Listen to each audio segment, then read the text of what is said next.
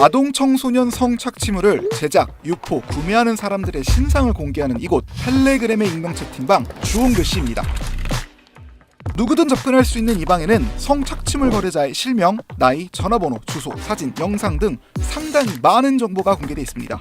채팅방 이름처럼 디지털 성범죄 가해자들에게 주홍글씨를 새겨 영원히 사회적 낙인을 찍어버리는 인터넷 자경단인 셈입니다. 이 방을 운영한다는 A씨와 텔레그램으로 대화를 시도했습니다. 중국에 살고 있다는 A씨는 디지털 성범죄자를 직접 처단하기 위해 이 채팅방을 만들었고 현재 30여 명이 주홍글씨 팀으로 움직이며 가해자들을 적발하고 있다고 했습니다. 주로 성착취 구매자 혹은 판매자로 위장하거나 성착취물 유포자가 운영하는 채널에 들어가 몇 달이고 잠복해 그들의 신상을 캐낸다고 했습니다. 최근에는 이들이 인터넷 커뮤니티에 신상을 공개한 10대 성착취물 유포범이 결국 경찰에 검거되는 일도 있었습니다. 자기가 오늘 급식으로 뭐 먹었다. 다음 무슨 시간이다. 그럼 급식 고등학교마다 급식 시간표 다 찾아봐요. 그때 고등학교 급식이랑 식단이 같아서. 특이한 점은 이 주홍글씨 팀에 관리자 10여 명뿐만 아니라 교육대원이라 불리는 사람들도 활동하고 있다는 겁니다. 운영자 A씨 말에 따르면 교육대원은 N번방에 입장하진 않았지만 입장하기 위해 주소를 요청하는 정도의 경미한 범죄를 저지른 사람들이라고 했습니다. 주홍글씨 팀은 이들에게 팀의 임무를 돕도록 지시합니다.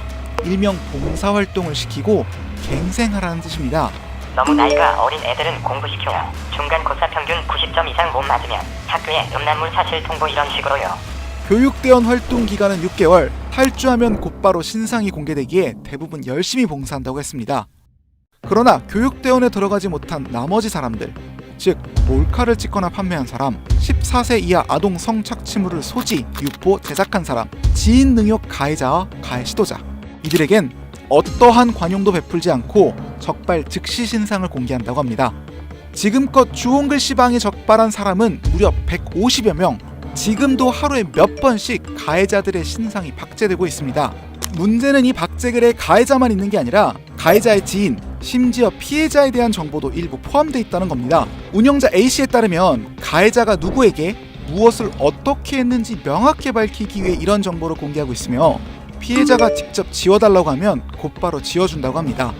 하지만 직접적인 혐의가 없는 사람의 신상까지 이렇게 공개하는 건 너무 위험한 게 아닌가 싶어 법적 조언을 구해봤습니다. 피해자를 같이 공개했다. 이거는 오히려 피해자에 대한 더 큰 2차 피해를 야기하는 거여서요. 이 부분은 조금 처벌이 무거울 것 같습니다. 지인에 대한 정보 공개 역시 가해자로 추정되는 사람에 대한 신상 공개가 아니기 때문에 범죄 행위가 성립될 것으로 생각이 됩니다. 복수의 변호사들 모두 피해자 혹은 가해자 지인 정보를 공개하는 행위는 명백하게 불법의 영역이며 처벌 가능성이 높은 범죄 행위라고 했습니다. 다만 신상을 공개하는 대상이 진짜 가해자에 한정될 경우엔 법원에서 유죄 판결이 날지 논쟁의 여지가 있다고 했습니다. 현행법상 가해자의 신상을 함부로 공개하는 것은 사실적시에 의한 명예훼손 혐의가 적용될 수 있는데 만약 공공의 이익을 목적으로 사실을 적시한 경우 무죄로 판명날 소지가 있다는 거죠. 법원은 최근 배드파더스 판결을 통해서 양육비 미지급자 신상 공개에 대해서 법제가 미비한 상태에서 공공의 이익을 위한 것으로 보아서 무죄를 선고한 바 있습니다. 자경단 역시 유사 논리로 명예훼손에 대해서는 무죄 가능성이 있다고 생각이 됩니다. 주홍글씨 방의 가해자 신상 박제가 공공의 이익에 부합하는지에 대한 법리적 해석은 변호사마다 엇갈렸습니다. 운영자 A씨는 스스로도 이 자경 활동이 위법하다는 사실을 잘 알고 있다고 했습니다. 하지만 자신들이 공개한 사람들은 잔혹한 성범죄자들이며 범죄자에겐 이렇게 해서라도 경각심을 줘야 하고 익명 뒤에 숨어 나쁜 짓을 한 사람들은 똑같이 익명으로 처단해야 한다고 주장했습니다. 전문가들은 이런 식의 자경단 활동, 즉 개인들의 사적 제재가 벌어지는 것이 현실에서 공권력이 제대로 작동하지 못하는 증거라 말하고 있습니다.